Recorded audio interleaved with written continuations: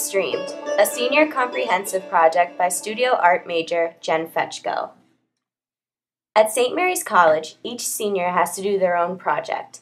The purpose behind my project is to educate people about wild Pacific salmon and to expose my family heritage, specifically my great-grandfather, who was a fisherman in the Pacific Northwest.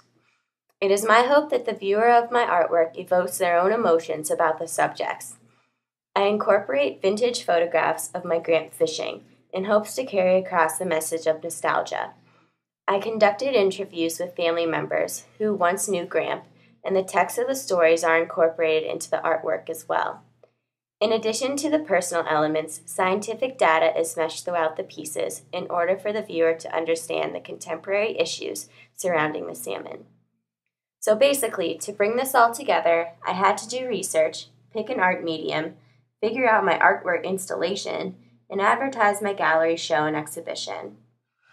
For my research, I went online and gathered images like graphs and text from the Biological Opinion Plan started by the Bush administration and completed by the Obama administration. This is a 10-year plan that will help resurrect and preserve the depleted Columbia River Basin salmon. Discovery Channel TV shows like Planet Earth and Life also provided information. I even went on a trip to the Pacific Northwest this fall and visited the Issaquah Salmon Hatchery and actually saw salmon swimming upstream. So why salmon? There are 5 species of Pacific salmon: coho, chum, silver, king, and sockeye. Unlike their Atlantic relatives, who spawn year after year, Pacific species spawn only once in their lifetime. The Pacific salmon support more species of life than any other animal on Earth.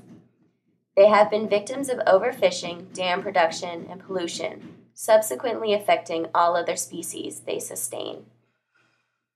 Then I got my images together, which included graphs and text.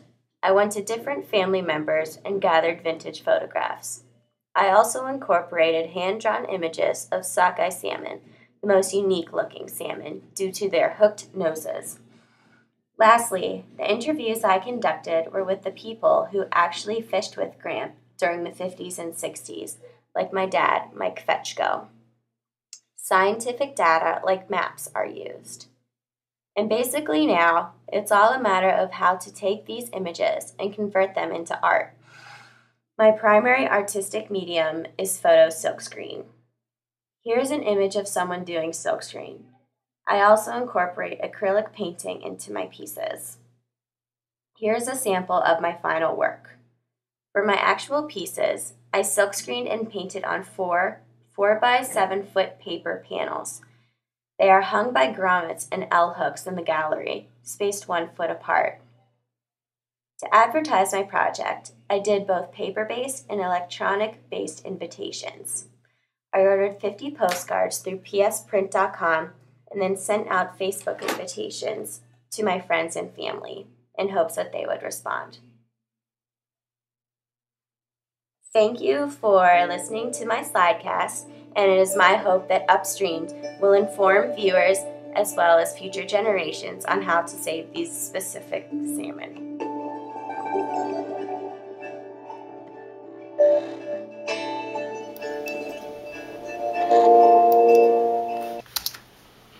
To visually understand this, here is a screencast tour of Google Earth. So here's the Earth. Here's the United States. Whoop. And here we're going to the Pacific Northwest region.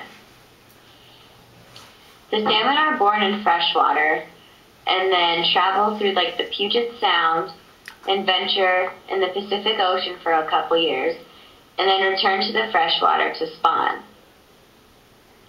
The spawning months are in June and November. These sounds and inlets were the areas where my Gramp used to fish. Now here, towards the southeast of Seattle, is the Issaquah Salmon Hatchery that I visited.